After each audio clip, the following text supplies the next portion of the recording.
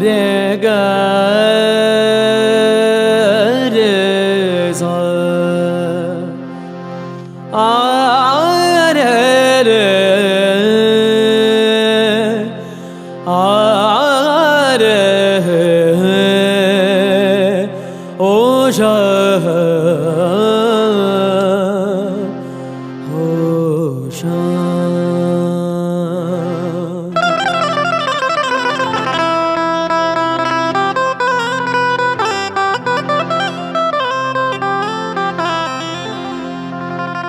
सजा दो घर को गुलशन सा,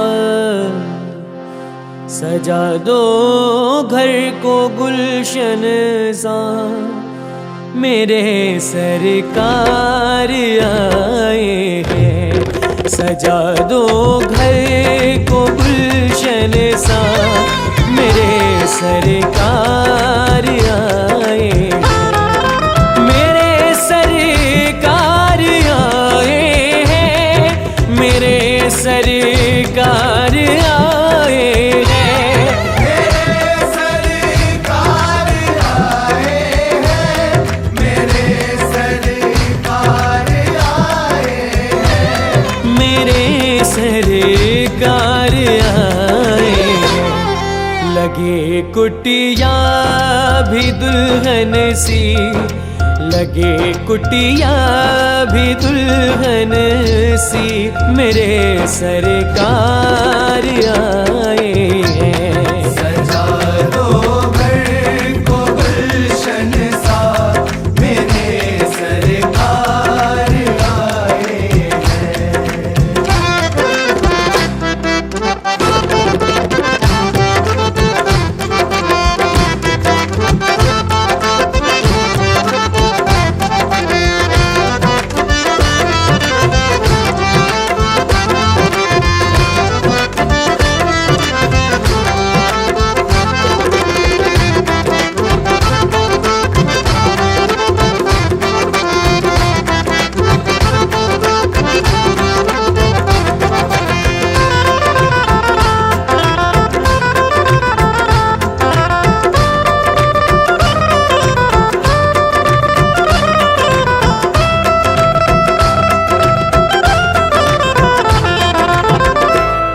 पखारो इनके चरणों को बहाकर प्रेम की गंगा।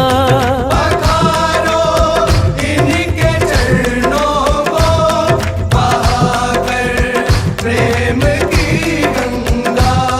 पखारो इनके चरणों को बहाकर प्रेम की गंगा। पखारो इनके चरणों को बहाकर प्रेम की गंगा। बहाकर प्रेम की गंगा। बिछा दो अपनी पलकों को, बिछा दो अपनी पलकों को, मेरे सरकार आए हैं। सजा दो घर को गुलशन सा, मेरे सरकार आए हैं। सरकार आ गए हैं मेरे गरीब खाने में, सरकार आ गए हैं मेरे गरीब खाने में। आया है दिल को सुकून के करीब आने में, आया है दिल को सुकून के करीब आने में। मुद्दत से प्यासी अखियों को मिला आज वो सागर, मुद्दत से प्यासी अखियों को मिला आज वो सागर। भटका था जिसको पाने की खातिर इस जमाने में, भटका था जिसको पाने की खातिर इस जमाने में।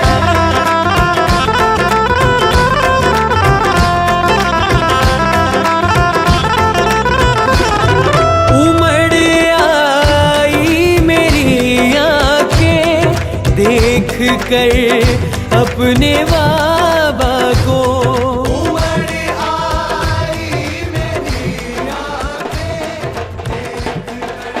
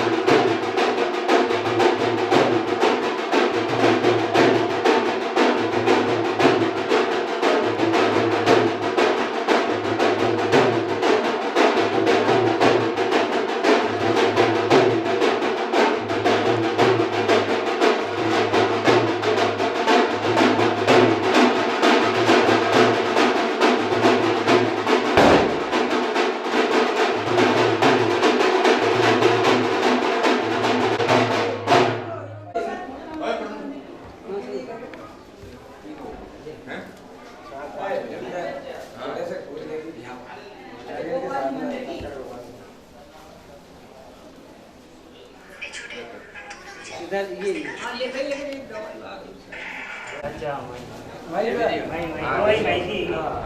बाग वाले ये वाले बाग वाले हनुमान जी को हाँ भाई हाँ इसी में ही है मुझे गोपाल जी की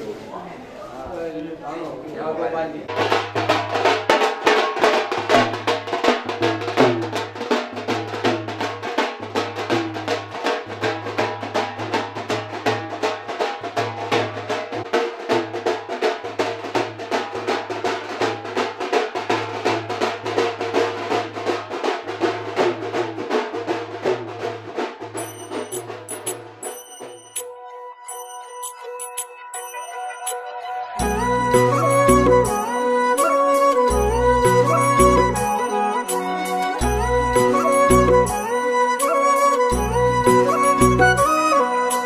पार्वती बोली शंकर से,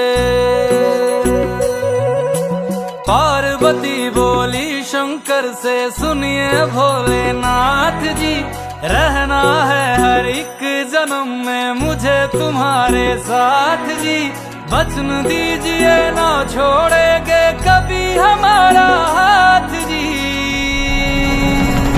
ओ भोलेनाथ जी, ओ शंभुनाथ जी, ओ भोलेनाथ जी, ओ शंकरनाथ जी, ओ भोलेनाथ जी, ओ शंभुनाथ जी, ओ भोलेनाथ जी, ओ शंकरनाथ जी।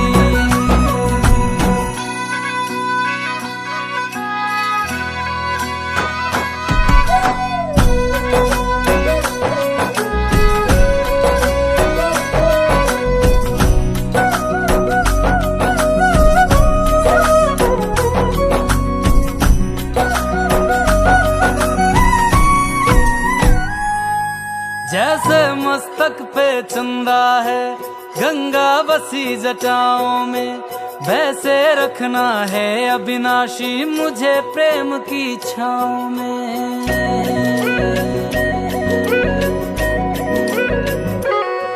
जैसे मस्तक पे चंदा है गंगा बसी जटाओं में, वैसे रखना है अविनाशी मुझे प्रेम की छाँव में। कोई नहीं तुम सा तीनों लोकों में दशों दिशाओं में, महलों से ज्यादा सुख है कैलाश की खुली हवा में। तुम हो जहाँ बहा होती है, तुम हो जहाँ बहा होती है अमृत की बरसात जी, रहना है हर एक जन्म में मुझे तुम्हारे साथ जी, वचन दीजिए ना छोड़ोगे कभी हमारा हाथ जी। ओ भोलेनाथ जी, ओ शंभुनाथ जी, ओ भोलेनाथ जी, ओ शंकरनाथ जी, ओ भोलेनाथ जी, ओ शंभुनाथ जी, ओ भोलेनाथ जी, ओ शंकरनाथ जी।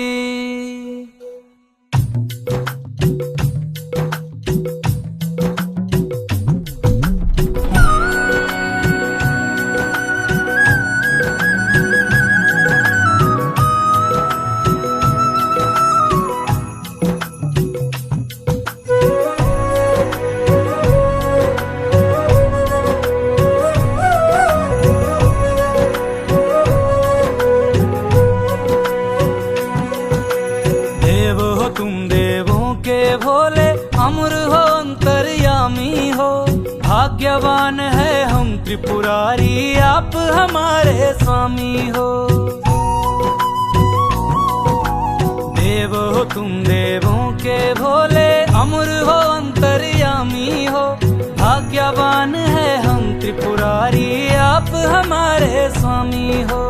पुष्प विमानों से प्यारी हमको नंदी की सवारी जी, युगों युगों से पार्वती भोले तुम पे बलिहारी जी, जब लाओ तुम ही लाना, जब लाओ तुम ही लाना द्वारे मेरे बारात जी।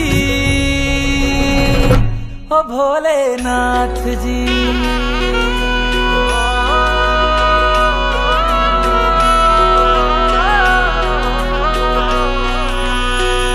ओ भोलेनाथ जी, ओ शंभुनाथ जी, ओ भोलेनाथ जी, ओ शंभुनाथ जी।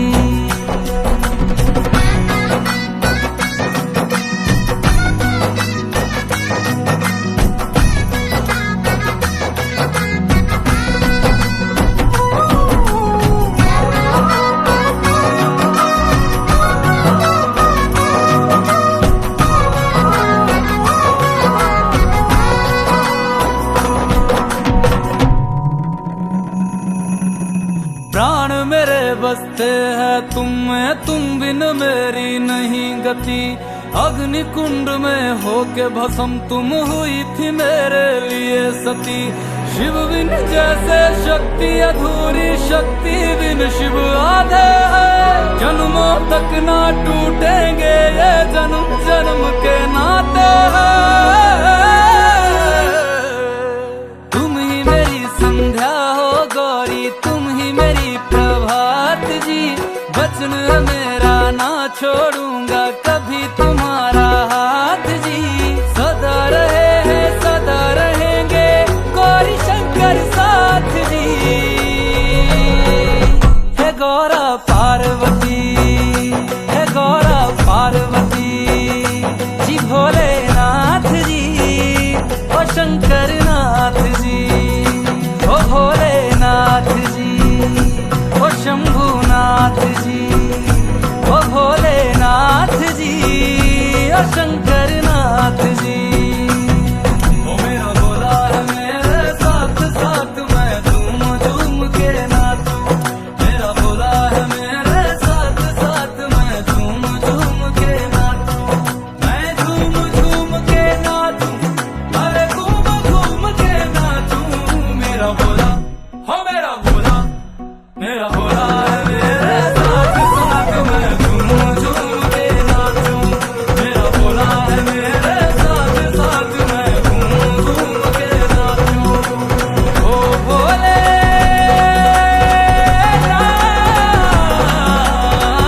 जी, ओ शंभुनाथ जी।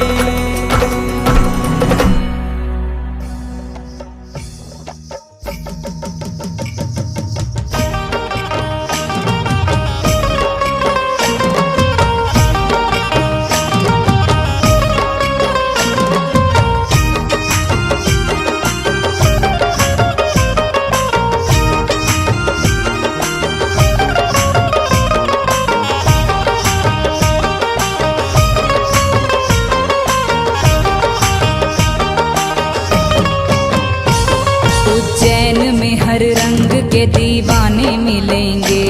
उज्जैन में हर रंग के दीवाने मिलेंगे। आपस में बड़े प्यार से बेगाने मिलेंगे। आपस में बड़े प्यार से बेगाने मिलेंगे। उज्जैन में हर रंग के दीवाने मिलेंगे। उज्जैन में हर रंग के दीवाने मिलेंगे। आपस में बड़े प्यार से बेगाने मिलेंगे। आपस में बड़े प्यार से बेगाने मिलेंगे। हर ओर से आते हैं दर्शन को सब भगत। हर ओर से आते हैं दर्शन को सब भगत। हर ओर से आते हैं दर्शन को सब भगत।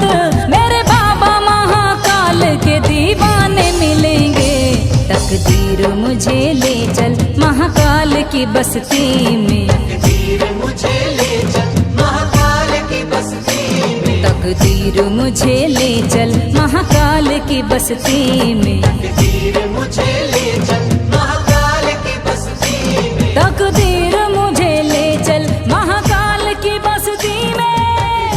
मुझे ले चल महाकाल की बस्ती में। तकदीर मुझे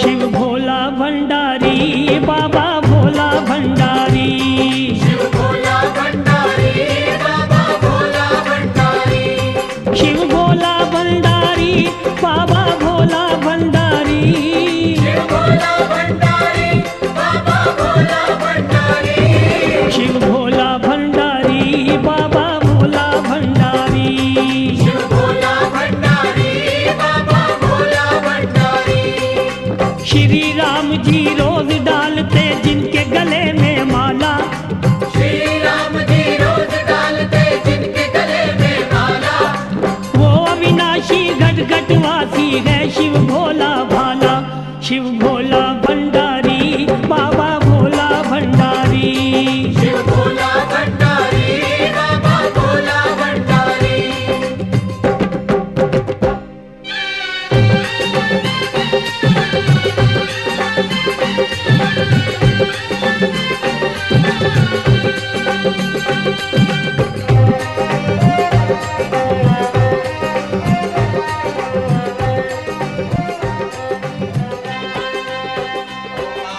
लंका पर जब करे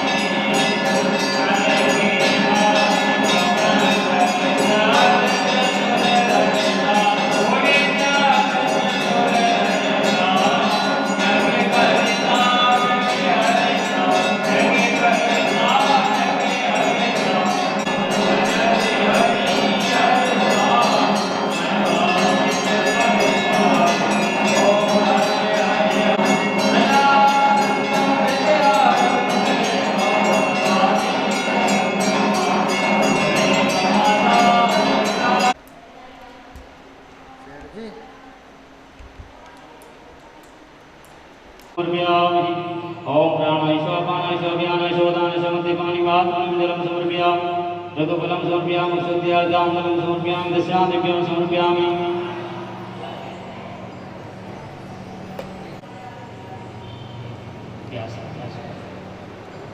ॐ नारायणं नमस्कृत्य नरं चैव नरोत्तमं देवीं सरस्वतीं व्यासं ततो जयमुदीरयेत् श्रीव्यासनारायणाय नमः।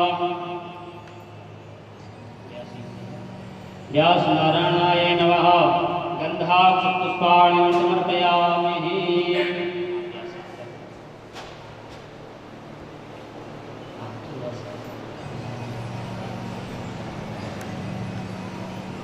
बोले व्यास जी महाराज की जय हो। ओम श्री नमः संभवाय च मयोवाय नमः सद्राज महेश्वराय नमः शिवाय च सुभद्राय च।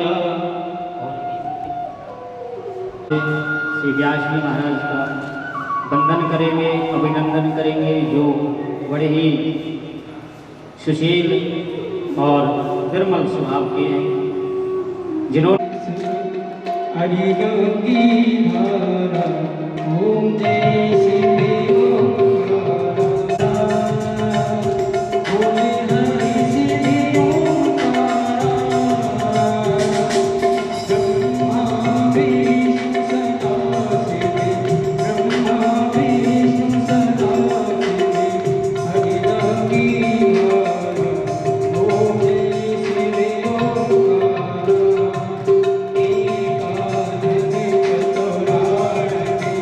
पंचानन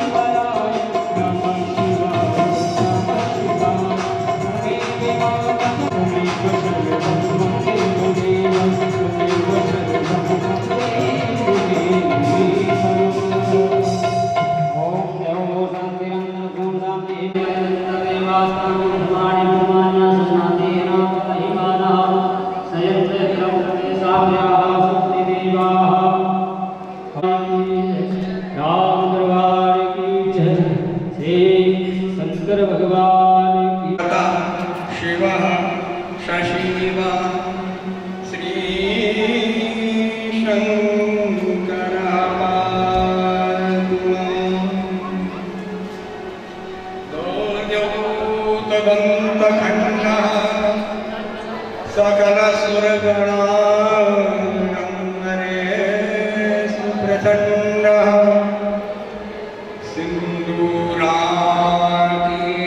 गंड प्रकटित विलसच्चारु चंद्रीय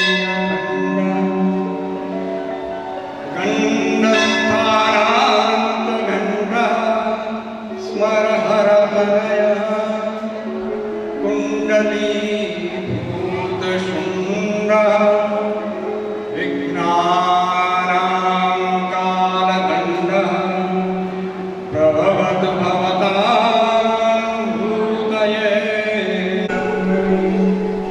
लिखति यदि विहित्वा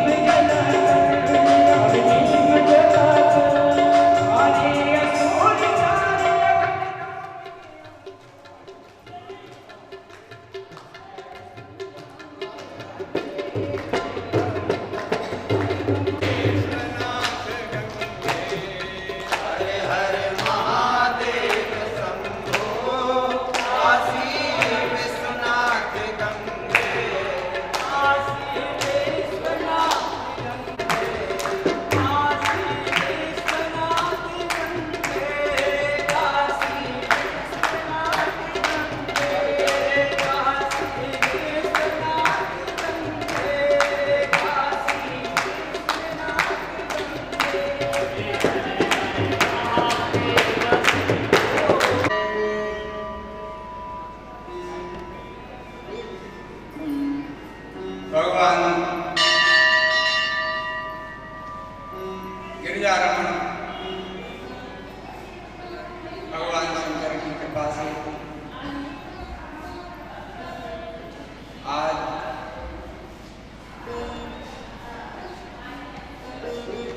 संकट मोचन हनुमान मंदिर के प्रांगण में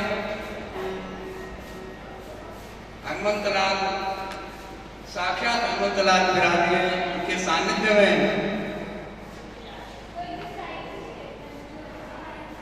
शिव महापुराण नवान पारायण प्रारंभ होने जा रहा है।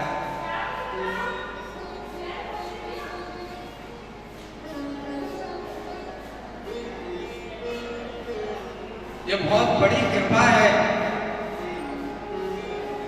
करोड़ों जन्मों का जब पुण्य उदय होता है तब शिव पुराण कथा श्रवण का सौभाग्य मानव को प्राप्त होता है। मनुष्य ही तो ऐसा भगवान का की रचना में मनुष्य एक ऐसा प्राणी है जो सत्संग को प्राप्त करके अपने जीवन को सफल बना सकता है। अरे देवता लोग भी मानव इस और आकर के यहाँ पृथ्वी धराधाम में भारत भूमि की वंदना करते हैं। धन्यास्ते भारत भूमि भागे। वे मनुष्य धन्य हैं जो भारत भूमि में जिनका जन्म हुआ है, क्योंकि देवता भी भगवत प्राप्ति नहीं कर सकते। देवता लोग सत्संग प्राप्त नहीं कर सकते। तभी तो महाराज राजा परीक्षित को कथा श्रवण करा रहे थे तो देवराज इंद्र आए और उन्होंने कहा सुधा कुंभम गृहीत्वैव, सोने के कलश में अमृत भर के लेकर के आए और बोले महाराज इस कथा के बदले हमें वो कथामृत पान कराएं, इस अमृत के बदले मैं ये अमृत लेकर के आया हूं और इस अमृत के बदले आप हमें कथामृत का पान कराएं। तो सुखदेव जी महाराज हंसे, वह काचा वह मणि महान, कहाँ तो कांच का टुकड़ा और कहाँ पर ये सिमंतक मणि। ये कथा भगवान की दिव्य कथा है जो अत्यंत दुर्लभ है और तुम्हारा अमृत कांच के टुकड़े के समान है। इसलिए ये हमारा बड़ा सौभाग्य है कि हम कथा श्रवण के द्वारा अपने जीवन को सफल बना सकते हैं।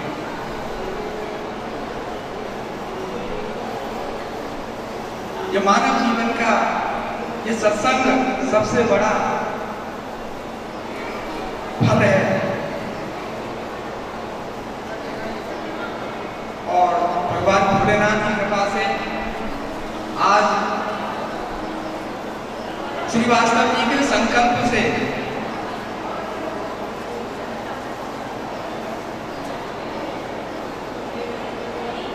आशा जी की परम भक्ति, जो भगवान शंकर की परम भक्ता थी, उन्हीं की प्रेरणा से आज आप सब लोग विष्णु पुराण का कथा श्रवण के लिए समुपस्थित हैं। भगवान शंकर बड़े दयालु हैं। शिव कथा तो मनुष्य को आधा अक्षर भी अगर शंकर भगवान की शिव पुराण का अगर मनुष्य ने श्रवण कर दिया तो उसका जीव का कल्याण हो जाता है। भगवान शंकर को और सब राम कृष्ण आदि देवताओं को तो पूजा बड़ी महंगी है, लेकिन भोलेनाथ तो ऐसे दयालु हैं कि इनको तो मात्र जल चढ़ा दो, थोड़े से अक्षत बेलपत्र चढ़ा दो, बस इसी में प्रसन्न हो जाते हैं। भगवान शंकर नर्मदेश्वर और शालिग्राम की पूजा बड़ी सस्ती है, कुछ नहीं लगता। कहते हैं धो के खा लो, धो के पी लो और दिखा के धो के पी लो और शालिग्राम जी को धो करके स्नान करा के चरणामृत पी लो और दिखा के खा लो, बस कुछ नहीं लगता। और राम कृष्ण आदि की पूजा तो बहुत महंगी है, उनमें तो 8-8 बार कहीं 5 बार भोग लगेगा, कहीं 5 बार आरती होगी, बड़े विधि विधान नियम है। लेकिन भोले बाबा के यहाँ तो कुछ भी नियम नहीं है, बस एकमात्र एक लोटा जल चढ़ा करके ही भगवान उसी में ही पसंद हो जाते हैं। ऐसे ऑर्डर नहीं है। भगवान शंकर क्या नहीं दे सकते, और सब देवताओं की तो सीमित है। देवराज इंद्र और भी जितने भी वरुण यम कुबेर आदि देवता हैं उनके पास तो सीमित शक्ति है, लेकिन भगवान शिव को सब कुछ देने में समर्थ है। भगवान शंकर यहाँ तक तो अगर हम भगवान नारायण को ही भगवान राम कृष्ण अपने जो आराध्य हैं उनको तक प्रदान कर देते हैं। नरसिंह जी को भी भगवान तक करना पड़ा है। उन्हें ऐसा भक्त तो आज तक मैंने नहीं देखा, और मेरी तो सबसे प्रिय वस्तु तो भगवान राम है। भगवान राम की भक्ति है, भगवान कृष्ण की भक्ति है। हमने कहा तथास्तु। और भगवान शंकर स्वयं नरसिंह जी को लेकर के वैकुंठ धाम में भगवान श्री कृष्ण के गोलोक धाम में लेकर के गए और वहां भगवान के दर्शन कराए। तो भगवान शिव सब कुछ देने में समर्थ है। संसार के पदार्थ तो भगवान देते ही हैं, धन यश वैभव विजय सब कुछ देते हैं, लेकिन सबसे बड़ी मनुष्य का सबसे बड़ा पुरुषार्थ क्या है? भगवान शंकर की भक्ति, भगवान राम जी की भक्ति, भगवान श्री कृष्ण के चरणों की भक्ति, उसे भी भगवान शिव प्रदान करने में समर्थ है। ऐसे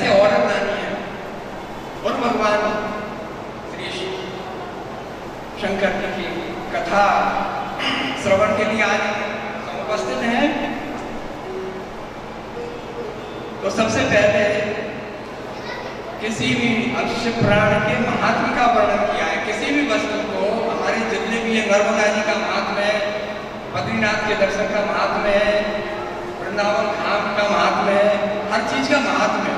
क्योंकि बिना महात्म्य के जाने उनमें श्रद्धा नहीं होती है, इसीलिए सबसे पहले महात्म्य का वर्णन किया जाता है। बिन परतीति होय नहीं प्रीति, जाने बिना होय परतीति, बिना परतीति ना होए जाने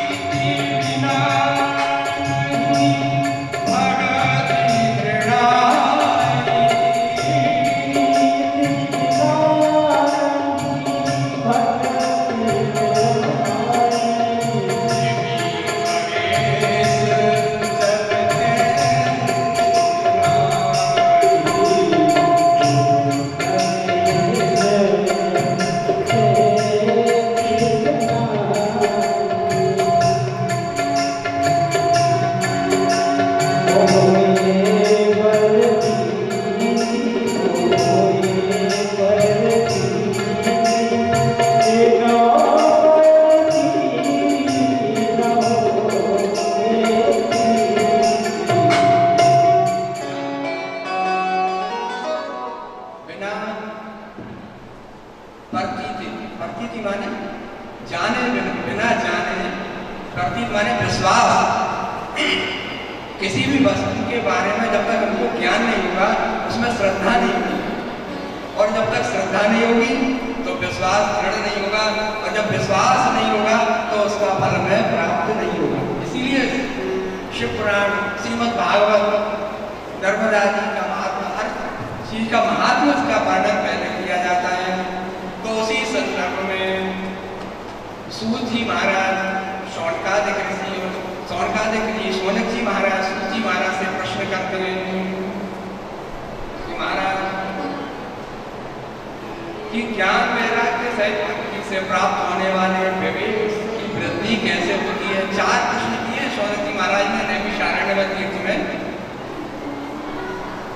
दूसरा प्रश्न, साधु पुरुष अपने काम क्रोध आदि विकारों का कैसे निवारण करते हैं। तीसरा, कलयुग के आसुरी स्वभाव के प्राणियों की शुद्धि का क्या उपाय है। और चौथा, किस कल्याणकारी साधन के द्वारा आत्मशुद्धि होकर के भगवान शंकर के चरणों की प्राप्ति होती है, भगवान शंकर की शरण प्राप्ति, शरणागति प्राप्त होती है। सूत जी कहने लगे कि श्रेष्ठ हो, आपकी बुद्धि श्रेष्ठ है, बुद्धि शुद्धि होने पर ही भगवान की कथा का श्रवण करने की लालसा जागृत होती है। इसीलिए सर्वप्रथम भगवान से अगर चाहते हो, भगवान के दर्शन करने जाओ, सबसे पहले भगवान से मांगो, हे प्रभु हमारी बुद्धि को शुद्ध रखो। अगर हमारी बुद्धि शुद्ध रहेगी तो हम कभी भी भटकेंगे नहीं, सन्मार्ग पे चलेंगे। असतो मां सद्गमय, असत से हमें सन्मार्ग की ओर ले जाओ। असतो मां सद्गमय, तमसो मां ज्योतिर्गमय, मृत्योर मां अमृतम गमय। तमस माने अंधकार से हमें प्रकाश की ओर ले जाओ, मृत्यु और मां अमृतम गमय, मृत्यु से हमें अमृत की ओर ले जाओ। मृत्यु ये नहीं है, ये तो मृत्यु तो शरीर की मृत्यु तो होगी, ये तो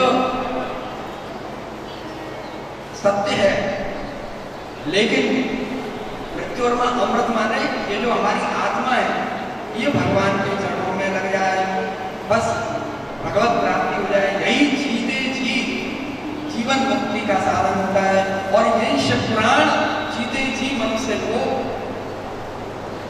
मुक्ति बनाने वाला ऐसा साधन, ऐसा पुराण है जिसके द्वारा मनुष्य जीवन मुक्त हो जाता है। जी कहते हैं, भगवान व्यास जी महाराज ने 24,000 श्लोकों में शिव महापुराण की रचना की। वैसे तो शिव महापुराण में 1 करोड़ श्लोक थे। उसके बाद में भगवान शंकर ने ब्रह्मा जी को श्रवण कराया 1 लाख श्लोक, और वही 1 लाख श्लोकों को व्यास जी ने जब श्रवण किया तो 1 लाख श्लोकों को उन्होंने 24,000 श्लोकों में निबद्ध कर दिया, उनका संक्षेप सारांश बना दिया। क्यों कि कलयुग के प्राणी जब उन्होंने विचार किया, एक मैंने महाभारत में 1 लाख श्लोकों की रचना की है, महाभारत तो कोई पढ़ता नहीं है, तो इस पुराण को कौन पढ़ेगा, कैसे पारायण होगा, इसलिए उन्होंने 24,000 श्लोकों में उसका सार निबद्ध कर दिया। 24,000 श्लोकों का यह शिव पुराण में 7 संहिताएं हैं। पहली संहिता विद्येश्वर संहिता है, दूसरी रुद्र संहिता है, तीसरी शतरुद्र संहिता, चौथी कोटि रुद्र संहिता है, 5वीं उमा संहिता, 6ठी कैलाश संहिता है और 7वीं वायवीय संहिता है। ये 7 संहिताएं श्री शिव पुराण में व्यास महाराज ने रचना की है, और 7 संहिताओं में मिला करके 24,000 श्लोक हैं। सहस्राश्वमेध वाजपेयी यज्ञ भी शिव महापुराण की समता नहीं कर सकते। इसलिए कल्याण चाहने वाले पुरुष को शिव पुराण का 1 श्लोक, आधा श्लोक, जो भी हो, अवश्य श्रवण करना चाहिए। शिव पुराण आत्मज्ञानियों के लिए अत्यंत श्रेष्ठ है। चतुर्वर्ग प्रदाता, धर्म, अर्थ, काम और मोक्ष, चारों पुरुषार्थों के देने वाला यह श्री शिव महापुराण है। इतिहास पुराणों में श्रेष्ठ और मनुष्यों के लिए प्राणी मात्र को अत्यंत कल्याणकारी है। सोनक जी ने कहा, महाराज, ये सूत जी महाराज, आप तो तत्वदर्शी पुराण पुरुष हैं, आप हमें पापनाशनी और मन को शुद्ध करने वाली ये दिव्य धराधाम पर जिस शिव पुराण का जिसने सर्वप्रथम श्रवण किया और जिसके द्वारा कैसे कैसे प्राणियों का उद्धार हो जाता है, कैसे कैसे पापियों उद्धार शिव पुराण के श्रवण से होता है, आप कृपा करके बताइए।